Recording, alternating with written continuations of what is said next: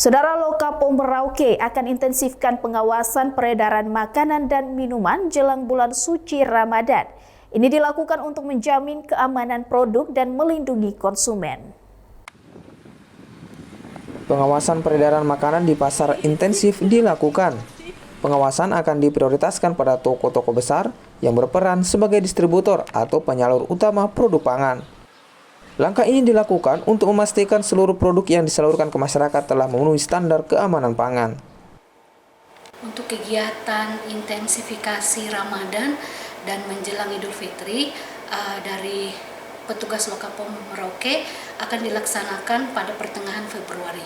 Untuk target pada saat intens Ramadan dan Idul Fitri itu diprioritaskan terlebih dahulu dari toko-toko yang merupakan penyalur, jadi distributor. Jadi itu awal itu dimulai dari hulu.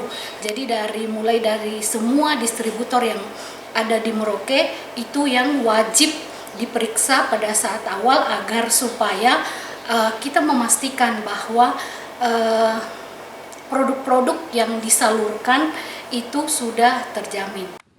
Pemeriksaan rutin produk pangan dilakukan petugas Lokapo Merauke.